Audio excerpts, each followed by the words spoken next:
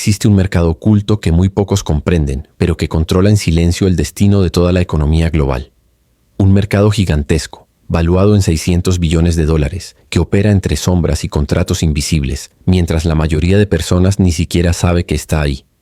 En 2003, Warren Buffett lo describió con una frase que parecía exagerada, hasta que dejó de serlo: armas financieras de destrucción masiva. Y tenía razón. Fueron estos instrumentos los que desencadenaron el colapso de Lehman Brothers, el rescate desesperado de AIG y la casi destrucción de todo el sistema bancario. Fueron ellos los que dejaron al mundo al borde de un colapso económico global en 2008. Pero lo más aterrador no fue la crisis, sino la reacción a la crisis. En lugar de desmantelar este monstruo, se le alimentó. En lugar de contenerlo, se le permitió crecer. Y terminó convirtiéndose en algo aún más grande, más complejo y prácticamente imposible de controlar. Hoy, el mercado de derivados es 6 veces más grande que toda la economía mundial combinada. Un gigante hecho de promesas que nadie entiende, acuerdos que casi nadie lee y riesgos que nadie puede medir. Apuestas entre bancos, compromisos entre fondos y cadenas invisibles que conectan a gobiernos, aseguradoras, jubilaciones y bancos centrales. Y aquí aparece la paradoja más inquietante. La mayoría de personas jamás ha escuchado la palabra derivados. Incluso muchos inversionistas profesionales tienen dificultades para explicarlos. Aún así, estos instrumentos sostienen toda la estructura del sistema financiero moderno. Los bancos más grandes, los fondos de pensiones de los que dependen millones, las aseguradoras que protegen países completos y los bonos que mantienen de pie a los gobiernos. Por cierto, ¿desde qué parte del mundo estás viendo este video? ¿Y qué hora es allí ahora mismo? Me encanta descubrir hasta dónde viajan estas historias sobre dinero, poder y decisiones que han dado forma a nuestro presente. Antes de continuar, suscríbete y descubre cómo el dinero y la historia están más conectados con tu presente de lo que imaginas. Se supone que los derivados reducen el riesgo al permitir que las instituciones se protejan contra pérdidas, pero en la práctica hacen algo muy distinto. Multiplican el riesgo al crear apalancamiento sobre más apalancamiento, como una torre de apuestas construida encima de otra torre de apuestas, hasta que ya nadie puede explicar con precisión quién le debe dinero a quién. Y cuando eso ocurre, el sistema entero comienza a fracturarse. Durante la crisis del año 2008, se requirieron aproximadamente $29 billones en rescates y garantías alrededor del mundo para evitar que la economía global colapsara por completo. En ese momento, el mercado de derivados rondaba los $60 billones. Hoy, supera los 600 billones. Es decir, es 10 veces más grande que el que casi destruyó el sistema financiero hace poco más de una década. Por eso, cuando esta bomba finalmente explote, el impacto será global, inmediato e imposible de contener. Y aquí es donde empieza lo inquietante. La próxima crisis financiera no se parecerá a la del año 2008. Será peor, mucho peor. Para entender por qué, primero hay que comprender qué es realmente un derivado. Un derivado es un contrato financiero cuyo valor depende de otro activo. Esa es la definición formal. Pero aquí viene lo complejo. Ese activo puede ser prácticamente cualquier cosa. Puede ser una acción, un bono, una materia prima, una tasa de interés, un tipo de cambio, e incluso variables más abstractas como el clima o la probabilidad de que una empresa incumpla el pago de su deuda. Y aquí ocurre algo clave. El derivado no exige que tengas el activo que estás asegurando o apostando. Solo importa hacia dónde creas que se moverá su valor. Es similar a comprar un seguro sobre el incendio de la casa de un vecino. No eres dueño de la casa. No tienes relación con ella. Pero si se incendia, cobras dinero. Esa es la esencia de un derivado. Apostar sobre algo que no posees. Dentro de este mercado existen varias categorías. Los futuros, por ejemplo, permiten apostar por el precio del petróleo, del oro o del trigo en una fecha futura, sin mover un solo barril ni una sola fanega del producto. Las opciones otorgan el derecho, pero no la obligación de comprar o vender un activo a un precio determinado. Los swaps son acuerdos para intercambiar flujos de efectivo, como pasar de una tasa de interés fija a una variable. Y los contratos forward son acuerdos personalizados entre dos partes para comprar o vender un activo en una fecha futura a un precio ya pactado. Cada uno de estos instrumentos puede ser útil cuando se usa para cubrir riesgos reales. Un agricultor puede usar un futuro para asegurar el precio del trigo antes de la cosecha, evitando una caída repentina de precios. Una aerolínea puede recurrir a derivados para protegerse contra un aumento del petróleo. Una empresa con deuda en varias monedas puede usar swaps para manejar el riesgo cambiario. En esos casos, los derivados cumplen un propósito legítimo, pero este no es el problema. El verdadero peligro aparece cuando estos instrumentos, creados para cubrir riesgos, se convierten en vehículos para amplificarlos. Pero el mercado de derivados no está dominado por agricultores que intentan protegerse del precio del trigo. Está dominado por bancos que realizan apuestas apalancadas sobre tasas de interés, riesgo crediticio y movimientos de divisas utilizando dinero prestado. Y aquí es donde todo se vuelve realmente peligroso. El valor nocional de un derivado representa el valor nominal del activo subyacente, pero la cantidad de dinero que realmente está en riesgo suele ser mucho menor. Imagine lo siguiente. Un banco entra en un swap de tasas de interés por $100 millones. Ese es el valor nocional. Sin embargo, para participar en ese contrato, el banco podría poner solamente $1 millón como garantía. Eso equivale a un apalancamiento de 100 a 1. Un movimiento de apenas un 1% en la dirección equivocada elimina toda esa garantía. Un movimiento de 2% deja al banco debiendo dinero que no posee.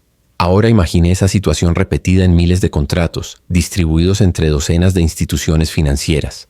Con esa estructura, un ajuste pequeño en el mercado puede generar fallas en cadena capaces de poner en riesgo a todo el sistema. El verdadero problema no es solamente el tamaño, sino la complejidad.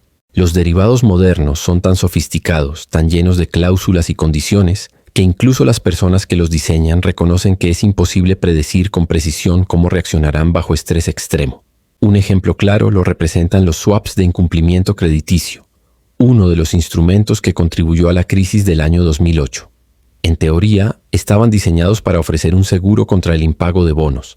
En la práctica, se convirtieron en apuestas paralelas en las que inversores que ni siquiera poseían bonos podían apostar sobre si esos bonos fallarían. Era como permitir que cualquier persona, sin importar su relación con el mercado, cobrara si un crédito colapsaba.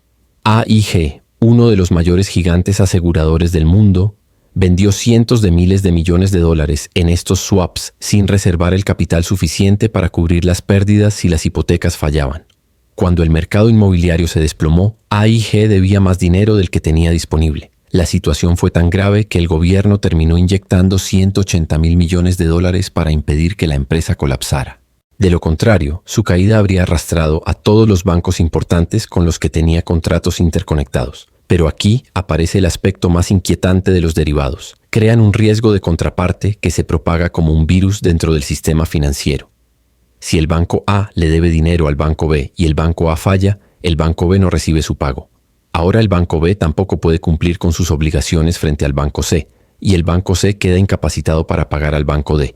En cuestión de horas, el fracaso de una sola institución puede extenderse por toda la red, golpeando a entidades que parecían estables. Eso fue exactamente lo que ocurrió en el año 2008 cuando Lehman Brothers colapsó. Lehman tenía más de $35 billones en contratos de derivados al momento de declararse en bancarrota. Y en el instante en que cayó, todas las instituciones que habían operado con ella enfrentaron pérdidas que jamás habían anticipado. Algunas carecían del capital para absorber esas pérdidas y tuvieron que ser rescatadas. Otras sobrevivieron, pero quedaron tan desconfiadas que dejaron de comerciar con cualquiera que no ofreciera absoluta seguridad. Esa parálisis en la confianza congeló los mercados de crédito y transformó una crisis financiera en una recesión mundial. La lección de aquel episodio parecía obvia. Prohibir o limitar de manera estricta los derivados más peligrosos, en especial los swaps de incumplimiento crediticio desnudos que permiten apostar sobre el fracaso de bonos que ni siquiera se poseen. Sin embargo, lo que se hizo fue muy distinto. La ley Dodd-Frank introdujo algunos requisitos de reporte y trasladó una parte del comercio de derivados hacia cámaras de compensación centrales. Pero nada de eso redujo el tamaño total del mercado. Los bancos defendieron su posición asegurando que los derivados eran esenciales para gestionar riesgos, que mantenían la liquidez del sistema y que eliminarlos podría dañar a toda la economía. Esa narrativa fue suficiente para evitar cualquier reforma profunda. Los reguladores creyeron los argumentos de los bancos o estaban tan influenciados por el cabildeo de la industria que evitaron actuar con firmeza. El resultado fue que el mercado de derivados no se redujo después del año 2008. Creció de manera descomunal, pasando de 60 billones a más de $600 billones en la actualidad.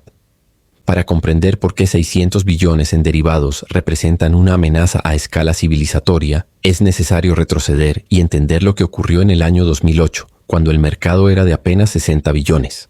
La crisis no comenzó con derivados, comenzó con hipotecas subprime, préstamos otorgados a personas que carecían de la capacidad para pagarlos. Esas hipotecas se empaquetaban en valores respaldados por hipotecas y luego se vendían a inversores de todo tipo. Pero fueron los derivados los que transformaron una burbuja inmobiliaria en una catástrofe global. Los bancos no solo tenían hipotecas, también crearon derivados complejos basados en esas hipotecas, amplificando las ganancias en la subida y multiplicando las pérdidas en la caída. Lehman Brothers era el cuarto banco de inversión más grande del país cuando colapsó en septiembre del año 2008. En su balance, Lehman reportaba activos por $639 mil millones frente a pasivos por $613 mil millones. En apariencia parecía solvente. Sin embargo, en las notas al pie se escondía el verdadero peligro. Lehman tenía más de $35 billones en exposición nocional a derivados. No eran activos que poseyera, eran apuestas distribuidas con contrapartes en todo el mundo. La mayoría correspondía a swaps de tasas de interés y derivados de crédito vinculados al mercado hipotecario. Y cuando los precios de la vivienda comenzaron a caer en el año 2007, esos derivados empezaron a perder valor con rapidez. Las contrapartes de Lehman comenzaron a exigir más garantías. Lehman no pudo proporcionarlas. Para septiembre del año 2008, ninguna institución quería comerciar con Lehman porque todas asumían que el banco era insolvente. El colapso en sí fue devastador, pero lo que vino después fue aún más destructivo, la cascada de efectos que golpeó a todo el sistema financiero. La bancarrota de Lehman significó que cada contrato de derivados que había firmado entraba automáticamente en incumplimiento. Las instituciones que creían estar protegidas contra el riesgo descubrieron de un momento a otro que esa protección había desaparecido. Un banco europeo que había comprado cobertura crediticia a Lehman quedó expuesto a pérdidas hipotecarias por miles de millones, sin ningún tipo de respaldo. Un fondo de pensiones que había celebrado un swap de tasas de interés con Lehman dejó de recibir los pagos que se le debían. Todo ese dinero había quedado atrapado en una entidad que ya no podía responder. La interconexión del sistema provocó que el fracaso de Lehman generara pérdidas inmediatas en cientos de instituciones alrededor del mundo. Algunas no pudieron soportar esas pérdidas y colapsaron. Otras lograron mantenerse en pie, pero quedaron tan desconfiadas que evitaron operar con cualquier contraparte que no ofreciera garantías absolutas. Esa desconfianza paralizó el crédito global y transformó una quiebra bancaria en una crisis económica mundial. El colapso de AIG reveló algo aún más perturbador: la capacidad de un solo tipo de derivado para destruir una compañía que administraba $1 billón en activos.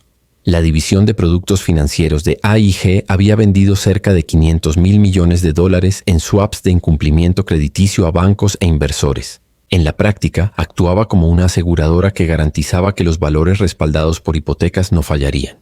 AIG cobró esas primas confiando en que el riesgo era mínimo.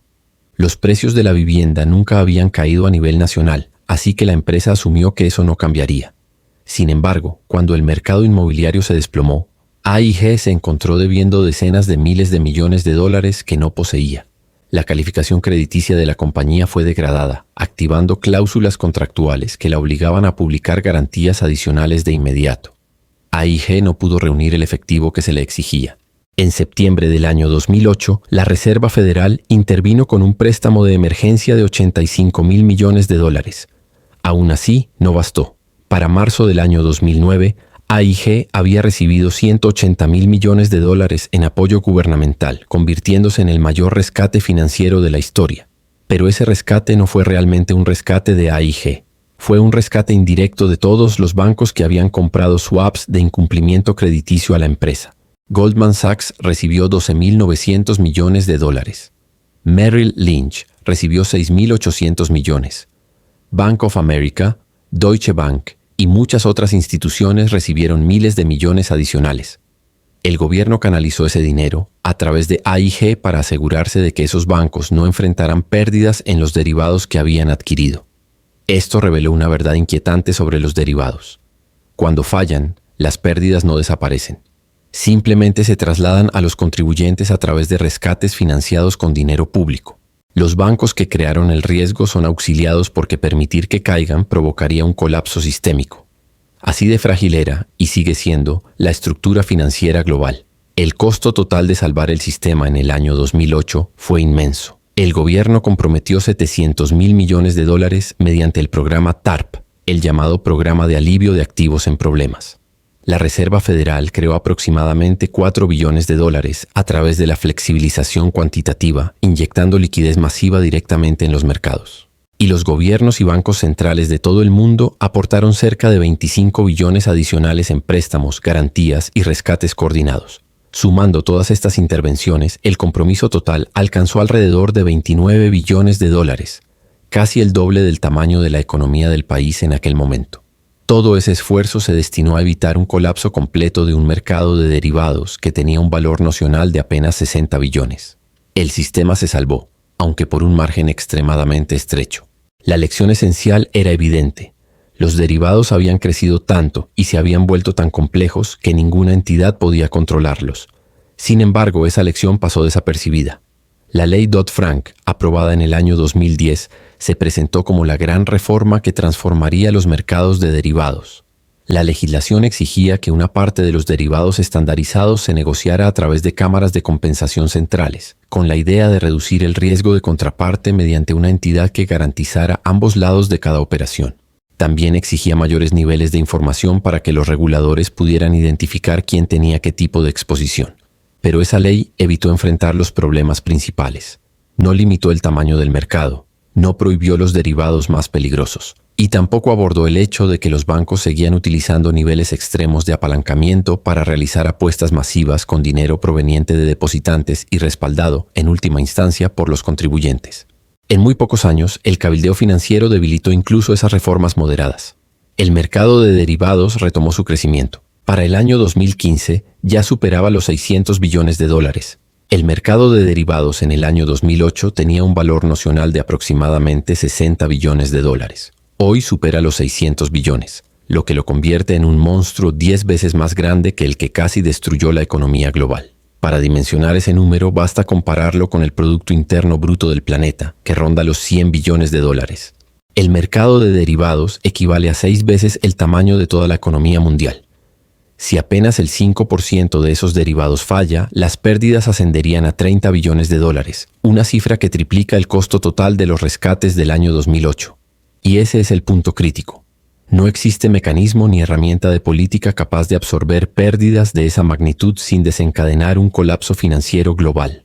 La composición del mercado hace que el riesgo sea aún mayor. La categoría dominante es la de derivados de tasas de interés, que representa más de 500 billones del total. En esencia, son apuestas sobre la dirección y la volatilidad de las tasas de interés. Los bancos los utilizan para cubrir sus exposiciones, pero también para especular, obteniendo beneficios cuando logran anticipar los movimientos del mercado. Mientras las tasas se mantienen estables, estos contratos parecen relativamente seguros. Pero cuando las tasas se mueven rápido, el riesgo se multiplica. Y eso es exactamente lo que ha sucedido en los últimos 3 años. La Reserva Federal elevó las tasas desde niveles cercanos a cero en el año 2021 hasta superar el 5% en el año 2023, el ciclo de aumentos más acelerado en 4 décadas. Cada incremento generó ganadores y perdedores dentro del mercado de derivados. Y quienes quedaron del lado equivocado acumularon pérdidas significativas que hoy se encuentran ocultas dentro de los balances bancarios, disimuladas bajo métodos contables que permiten evitar el ajuste inmediato al valor real del mercado. La segunda categoría más grande dentro del mercado de derivados es la de los derivados de crédito, con un valor nocional cercano a 50 billones de dólares. Dentro de este grupo se encuentran los swaps de incumplimiento crediticio, los mismos instrumentos que llevaron a AIG al borde de la quiebra. Después del año 2008, los reguladores aseguraron que este mercado sería limpiado y controlado. Sin embargo, nada de eso ocurrió. Los bancos y los fondos de cobertura continúan utilizando swaps de incumplimiento crediticio para apostar sobre la posibilidad de que empresas o incluso países incumplan sus deudas. La diferencia con el pasado es que hoy la cantidad de deuda corporativa es mucho mayor. Desde el año 2018, la deuda empresarial casi se multiplicó por 5. Pasando de 2 billones a más de 10 billones de dólares solamente en el país. Una gran parte de esa deuda fue emitida durante un periodo de tasas de interés extremadamente bajas, tasas que ya no existen. Ahora, a medida que esas empresas deben refinanciar a tasas más altas, algunas no podrán soportar el peso de esos nuevos costos. Cuando eso ocurra, los swaps de incumplimiento crediticio asociados a su deuda se activarán y exigirán pagos inmediatos.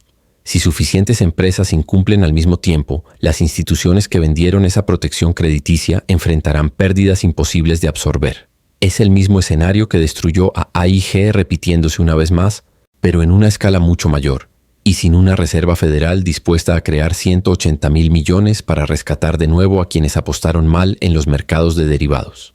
A esto se suma otra categoría enorme, los derivados de divisas, con un valor nocional cercano a 100 billones de dólares. Estos derivados son especialmente vulnerables a cualquier shock en los tipos de cambio. Y en este momento, la moneda dominante del sistema financiero internacional, el dólar, atraviesa un periodo de erosión en su hegemonía. Países como China, Rusia e India han incrementado su comercio bilateral utilizando sus propias monedas. Arabia Saudita incluso ha comenzado a aceptar yuanes a cambio de petróleo, algo impensable en décadas anteriores. Si el dólar pierde su estatus como moneda de reserva global o experimenta una caída significativa en su valor, los derivados de divisas reaccionarán de forma violenta. Los bancos que han asumido la estabilidad del dólar quedarían del lado equivocado de apuestas por billones de dólares. Y la liquidación de esas posiciones se propagaría de forma inmediata a cada rincón del sistema financiero, porque los movimientos en los tipos de cambio impactan absolutamente todo: acciones, bonos, materias primas y flujos comerciales internacionales. Pero el aspecto más insidioso de los derivados modernos es su complejidad. Después del año 2008, los bancos no simplificaron sus libros de derivados, hicieron exactamente lo contrario.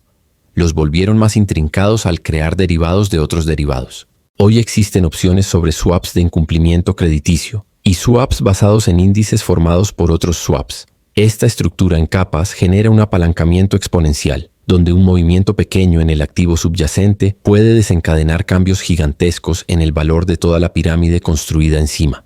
Ni siquiera quienes crean estos productos pueden modelar con precisión cómo se comportarán bajo condiciones extremas. Los modelos matemáticos que utilizan suponen mercados funcionando de manera normal, con liquidez constante y contrapartes que siempre cumplen sus obligaciones.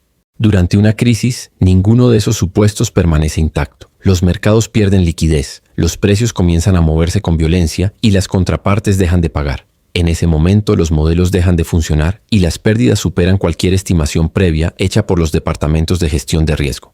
La concentración de derivados en un número reducido de instituciones vuelve todo aún más frágil. En el país, 4 bancos controlan aproximadamente el 90% de la exposición total a derivados: JP Morgan Chase, Citibank, Bank of America y Goldman Sachs. Solo JP Morgan mantiene más de 54 billones de dólares en exposición nocional, una cifra equivalente a 180 veces su capital total. Ese nivel de concentración significa que un error en los cálculos de cualquiera de estas instituciones puede poner en riesgo al sistema entero. Además, no existe un beneficio real de diversificación. Los bancos más grandes terminan tomando posiciones similares porque todos responden a las mismas señales del mercado y a los mismos incentivos regulatorios. Cuando todas las instituciones apuestan en la misma dirección, cualquier movimiento inesperado provoca pérdidas simultáneas en todo el sistema. Esa estructura no es gestión de riesgos, es fragilidad sistémica presentada como sofisticación financiera. El mercado de derivados no está distribuido entre miles de instituciones pequeñas. Está concentrado en 4 bancos del país que en conjunto poseen más de 500 billones de dólares en exposición nocional. Esos 4 bancos son JP Morgan Chase, Citibank, Bank of America y Goldman Sachs. Y lo inquietante es que estas son las mismas instituciones que tuvieron que ser rescatadas durante la crisis del año 2008. La diferencia es que ahora son más grandes y están más apalancadas que en aquel momento. JP Morgan Chase encabeza la lista como el mayor tenedor de derivados en el país, con aproximadamente 54 billones de dólares en exposición nocional, según los informes regulatorios más recientes.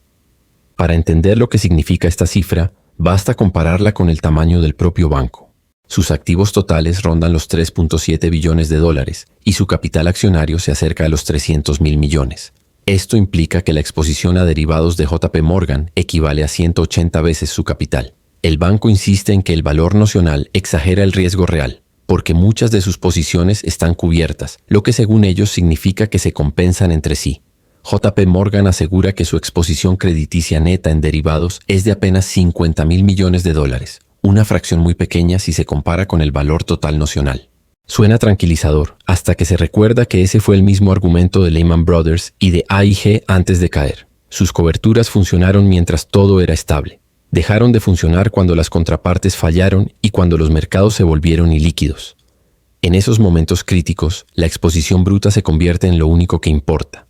Citibank mantiene aproximadamente 48 billones de dólares en exposición nocional a derivados, respaldados por activos totales de 2.4 billones y capital cercano a 200.000 millones. Bank of America posee alrededor de 37 billones en derivados frente a 3.1 billones en activos y 280.000 millones en capital. Y aunque Goldman Sachs es más pequeño que estos bancos comerciales, sostiene aproximadamente 47 billones de dólares en derivados con activos de 1.6 billones y capital de 120.000 millones. Si se suman todas estas exposiciones, 4 instituciones cargan juntas con alrededor de 186 billones de dólares en derivados. Esa cantidad es casi el doble del tamaño de toda la economía global. Y esto crea un riesgo evidente. Si cualquiera de estos bancos comete un error grave al gestionar sus posiciones, las pérdidas podrían superar su capital muchas veces, dejándolo insolvente en cuestión de horas. La defensa habitual es que estas instituciones son sofisticadas, que cuentan con sistemas avanzados de gestión de riesgos, miles de analistas cuantitativos y supervisión regulatoria constante. Sin embargo, la sofisticación no evita el desastre, en muchos casos lo facilita. Los modelos complejos generan una sensación de seguridad que alienta a los bancos a tomar posiciones mucho más grandes de las que asumirían bajo un análisis más simple. Un caso histórico lo demuestra con claridad.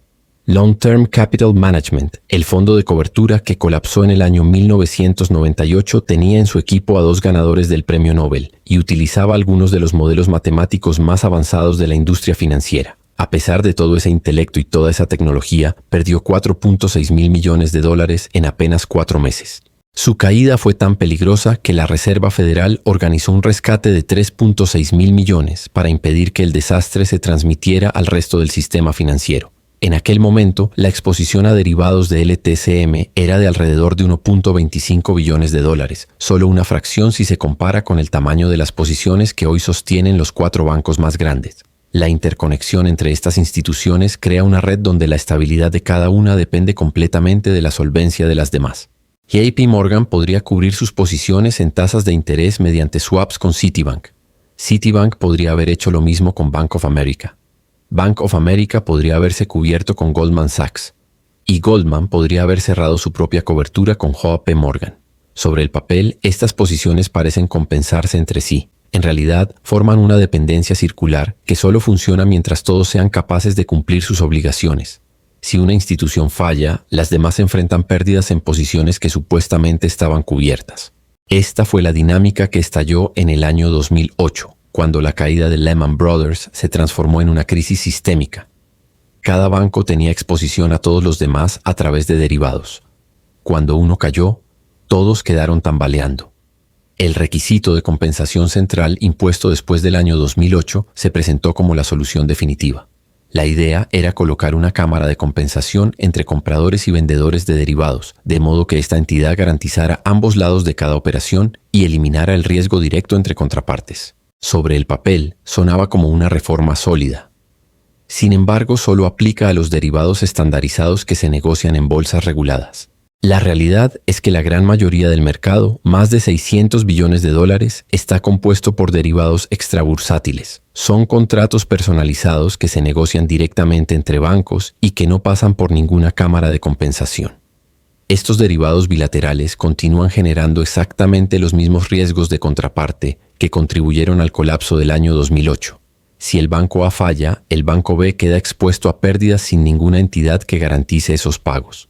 Las reformas lucen contundentes desde la distancia, pero no modificaron la estructura fundamental del sistema. Incluso los derivados que sí pasan por cámaras de compensación pueden convertirse en una amenaza sistémica. Con el tiempo, estas cámaras han crecido tanto que también se han vuelto demasiado grandes para fallar. Si una cámara importante acumula pérdidas mayores a su fondo de incumplimiento, podría colapsar y arrastrar consigo a todos los miembros que dependen de ella. Las cámaras de compensación más grandes tienen reglas que les permiten romper contratos o asignar pérdidas directamente a sus miembros durante una crisis. Dicho de otra manera, si suficientes participantes incumplen, la cámara puede redistribuir las pérdidas y tomar activos de los miembros que sí permanecen solventes, todo con el objetivo de mantener su propio funcionamiento. Esto implica que incluso un banco que haya administrado sus riesgos de manera responsable podría enfrentar pérdidas masivas e inesperadas debido a los errores de otros bancos dentro de la misma cámara. En la práctica, esto mutualiza el riesgo de una manera peligrosa. Los participantes prudentes terminan subsidiando a los participantes imprudentes. Y esta estructura crea incentivos distorsionados, donde asumir riesgos excesivos resulta más rentable que operar con cautela. El mercado de derivados ha sobrevivido durante 15 años desde la crisis del año 2008 sin otra falla catastrófica. Esta supervivencia prolongada ha creado una ilusión peligrosa, la sensación de que las reformas funcionaron y de que los riesgos están bajo control. Sin embargo, sobrevivir no significa que el sistema sea estable. El mercado se mantuvo en pie porque atravesó un periodo históricamente excepcional, marcado por tasas de interés muy bajas, volatilidad mínima e intervenciones constantes de los bancos centrales cada vez que los mercados mostraban señales de estrés. Ese periodo ya llegó a su fin. Los detonadores que pueden iniciar la próxima crisis de derivados ya son visibles, y varios podrían activarse en los próximos 12 a 18 meses. El detonador más evidente es la volatilidad en las tasas de interés. Más de 500 billones de dólares en derivados están vinculados directamente a los movimientos de tasas, y estas han vivido los cambios más bruscos en 40 años. Desde el año 2008 hasta el año 2021, las tasas permanecieron cerca de cero. Esa estabilidad permitió que los bancos tomaran posiciones enormes sin preocuparse por movimientos inesperados. Pero todo cambió cuando la Reserva Federal comenzó a subir las tasas en el año 2022. En apenas 18 meses pasaron de niveles cercanos a cero a superar el 5%, generando tensiones inmediatas en el sistema. Los bancos con grandes cantidades de activos de tasa fija a largo plazo comenzaron a registrar pérdidas a medida que las tasas a corto plazo subían con rapidez. Una parte de ese estrés salió a la superficie con las quiebras de Silicon Valley Bank, Signature Bank y First Republic en el año 2023. Pero esa fue solo una fracción visible. Lo más preocupante está oculto en posiciones de derivados que los bancos no están obligados a ajustar a su valor real bajo las reglas contables actuales. El riesgo se agrava cuando la Reserva Federal enfrenta decisiones contradictorias. Si la inflación permanece elevada y se ven obligados a mantener las tasas altas o incluso subirlas, más instituciones experimentarán pérdidas en derivados de tasas de interés. Si llega una recesión y recortan las tasas de manera agresiva, otras instituciones empezarán a perder en el lado opuesto de esas apuestas. En cualquier escenario hay perdedores, y algunos podrían tener posiciones tan grandes que comprometan su solvencia. La situación se vuelve aún más delicada si la Reserva Federal cambia de dirección en repetidas ocasiones. Si suben las tasas, luego las recortan y después vuelven a subirlas mientras los datos económicos se ajustan, la volatilidad por sí sola puede superar todo lo que los modelos de riesgo bancarios anticiparon. Esa volatilidad puede activar llamadas de margen, liquidaciones forzadas y un efecto dominó imposible de detener. Los incumplimientos en bienes raíces comerciales representan un segundo detonador de gran importancia. Como se mencionó dentro del contexto del colapso más amplio del año 2025, más de 2 billones de dólares en hipotecas comerciales deben refinanciarse en los próximos 24 meses. Y esas nuevas hipotecas llegarán con tasas de interés que son aproximadamente 3 veces más altas que las tasas originales bajo las cuales esas propiedades fueron financiadas.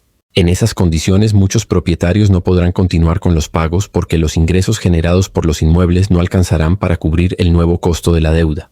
Cada incumplimiento activará derivados de crédito, especialmente swaps de incumplimiento crediticio, escritos sobre valores respaldados por hipotecas comerciales. Las instituciones que vendieron esa protección se verán obligadas a pagar sumas que jamás habían anticipado. El mercado de valores respaldados por hipotecas comerciales ronda los 600.000 millones de dólares, una cifra suficientemente grande como para que, si las tasas de incumplimiento aumentan, los pagos derivados asciendan a decenas de miles de millones. Este impacto no destruirá el sistema financiero por sí mismo, pero sí puede debilitar a varios bancos regionales y desencadenar una cadena de fallas que se propaga por la red financiera. Ese debilitamiento puede actuar como un eslabón vulnerable dentro de un sistema que ya enfrenta tensión en múltiples frentes. El estrés bancario europeo constituye un tercer detonador que ya mostró señales de fractura. Credit Suisse colapsó en marzo del año 2023 y terminó absorbido por UBS en una fusión forzada por el propio gobierno suizo. Durante ese mismo periodo, Deutsche Bank experimentó un aumento abrupto en sus swaps de incumplimiento crediticio cuando los inversores comenzaron a cuestionar su solidez financiera. Ambas instituciones manejaban cantidades enormes de derivados. Solo Deutsche Bank sostenía más de 40 billones de dólares en exposición nocional. Y esto es crucial porque si un banco europeo importante llegara a fallar, las pérdidas se transmitirían inmediatamente a los bancos del país con los que mantiene contratos de derivados. La interconexión es global. Un colapso bancario en Frankfurt impacta directamente en el balance de JP Morgan en Nueva York debido a los contratos que los unen. La red es tan densa que una falla significativa en un punto del sistema puede generar ondas de choque que se extienden por todo el mundo financiero. Las crisis de deuda soberana en las principales economías representan quizás el detonador más peligroso de todos, porque unen simultáneamente riesgo crediticio, riesgo de divisas y riesgo de tasas de interés. Cuando estos tres factores se combinan, el impacto potencial se amplifica a un nivel capaz de desestabilizar todo el sistema financiero global. Japón es uno de los ejemplos más claros. Su deuda gubernamental supera el 260% de su Producto Interno Bruto, la cifra más alta de todas las economías desarrolladas. Durante décadas, el país sostuvo tasas de interés cercanas a cero para manejar esa carga monumental. Sin embargo, la inflación global y las presiones sobre las tasas están volviendo insostenible esa estrategia. Si Japón se viera obligado a elevar las tasas o si los inversores comenzaran a perder confianza en los bonos japoneses, el yen podría desplomarse y los bonos del propio gobierno podrían enfrentar riesgo de incumplimiento. La exposición mundial a derivados vinculados a bonos japoneses es gigantesca. Una crisis de deuda en Japón detonaría pérdidas inmediatas en los balances de prácticamente todos los bancos de relevancia global. China enfrenta un riesgo distinto pero igual de preocupante. Su deuda de gobiernos locales supera los 13 billones de dólares y una parte significativa está escondida en vehículos fuera del balance que dificultan evaluar el verdadero estado del sistema. A esto se suma un problema estructural mayor: el sector inmobiliario chino. Este sector representa cerca del 30% de su economía y se encuentra en pleno colapso. Desarrolladores enormes como Evergrande o Country Garden han incumplido cientos de miles de millones en deuda, y ese impacto se está filtrando hacia el sistema financiero chino. Los bancos y compañías de seguros que vendieron derivados de crédito sobre deuda china ahora enfrentan pagos que podrían exceder sus capacidades reales. Lo más importante es que esta situación no queda contenida dentro de China. Las instituciones financieras del país mantienen contratos de derivados con bancos estadounidenses y europeos. Eso significa que una crisis financiera china no se queda en Pekín, Shanghái o Shenzhen. Ese impacto cruza fronteras y golpea directamente los balances de los bancos occidentales que están conectados mediante derivados. El detonador final es de naturaleza geopolítica. Cualquier conflicto de gran escala que interrumpa el comercio global, los suministros de energía o los mercados de divisas puede sacudir de inmediato los cimientos del sistema financiero. Una guerra entre China y Taiwán paralizaría la producción de semiconductores, afectando a la tecnología, a la industria automotriz, a la manufactura y prácticamente a cada sector de la economía mundial. Una escalada en la guerra de Ucrania podría desatar nuevos shocks energéticos capaces de llevar a la quiebra a industrias enteras en Europa. Y un conflicto en Medio Oriente podría empujar el precio del petróleo a $200 por barril, creando una ola de inflación que obligaría a los bancos centrales a tomar decisiones imposibles. Cada uno de estos escenarios provocaría movimientos violentos en los mercados, y esos movimientos harían estallar posiciones de derivados construidas sobre la premisa de estabilidad. Debido al apalancamiento extremo que caracteriza a estos instrumentos, fluctuaciones pequeñas en los activos subyacentes pueden convertirse en pérdidas gigantescas dentro de los libros de derivados. El aspecto más inquietante del mercado de 600 billones de dólares es que cuando falla, no existe un rescate lo suficientemente grande como para detener la cascada. En la crisis del año 2008, los gobiernos y los bancos centrales comprometieron alrededor de 29 billones de dólares a nivel global para impedir un colapso total. Esa cifra equivalía aproximadamente al 40% del Producto Interno Bruto Mundial de aquella época. Para lograrlo, se necesitó una coordinación global sin precedentes, la impresión simultánea de dinero por parte de todos los bancos centrales y decisiones políticas que años antes habrían sido inconcebibles. Esa intervención gigante funcionó, aunque por un margen estrecho. Sin embargo, dejó como resultado una década de crecimiento débil, deudas gubernamentales disparadas y tensiones políticas que siguen presentes. El mercado de derivados actual alcanza un valor nocional de 600 billones de dólares. Si apenas el 10% se deteriora, eso representa 60 billones de dólares en pérdidas. Esta cifra es más del doble de lo requerido para contener la crisis del año 2008 y equivale a más de la mitad del Producto Interno Bruto Mundial. Los gobiernos no disponen de 60 billones de dólares. ya luchan contra deudas gigantescas originadas por las medidas de la pandemia, por rescates anteriores y por presiones demográficas. La deuda gubernamental del país asciende a 36 billones de dólares. Los gobiernos europeos enfrentan niveles similares de apalancamiento. Japón está más allá de cualquier margen de maniobra con una deuda equivalente al 260% de su Producto Interno Bruto. China reporta una deuda oficial más baja, pero mantiene enormes obligaciones ocultas fuera del balance. Ninguno de estos gobiernos puede pedir prestados otros 10 o 20 billones para rescatar nuevamente a quienes operan con derivados. Si lo intentaran, los mercados de bonos colapsarían ante la avalancha de nueva deuda. En teoría, los bancos centrales podrían crear dinero a través de flexibilización cuantitativa, pero las consecuencias serían severas. Antes del año 2008, el balance de la Reserva Federal era de aproximadamente 800.000 millones de dólares. En su punto máximo durante la pandemia llegó a 9 billones. Esa expansión contribuyó directamente a la inflación observada entre los años 2021 y 2023, la más intensa en 4 décadas. Si se intentara imprimir otros 20 billones para cubrir pérdidas de derivados, la inflación alcanzaría niveles devastadores. El dólar perdería valor de forma significativa. Los bienes importados se volverían inalcanzables para la población, los salarios reales caerían y surgirían tensiones sociales graves. En un punto crítico, imprimir dinero para rescatar al sistema financiero destruye la moneda. Y una crisis de moneda es aún más destructiva que una crisis financiera, porque golpea a cada persona, no solo a los inversores. La voluntad política para un rescate masivo tampoco existe. En el año 2008, la población estaba conmocionada, pero en general aceptó la narrativa oficial. El gobierno afirmó que los bancos debían ser salvados o toda la economía colapsaría. Y aunque esa idea generó enojo, fue tolerada por la mayoría. Ese tipo de aceptación se ha evaporado. 15 años de consecuencias dejaron algo muy claro para el ciudadano común. Los rescates protegieron a los bancos, pero no a las personas. Los salarios se estancaron. La vivienda se volvió inaccesible para millones. La desigualdad de riqueza se expandió hasta niveles históricos. Esa realidad cambió por completo el clima político. La próxima crisis llegará en un momento en el que la confianza en las instituciones está en su punto más bajo, la polarización política está en su punto más alto y los movimientos populistas tanto de izquierda como de derecha exigen que quienes causaron los problemas asuman las consecuencias. En ese contexto, un rescate financiero se enfrentaría a una resistencia social intensa, el tipo de resistencia que puede escalar hacia disturbios que ningún gobierno tiene capacidad de controlar. La famosa doctrina de demasiado grande para fallar, que justificó los rescates del año 2008, ha evolucionado hacia algo muy distinto, demasiado grande para salvar. Los bancos de hoy son más grandes, están más apalancados y son más interdependientes que en el año 2008. Sus libros de derivados son 10 veces más grandes.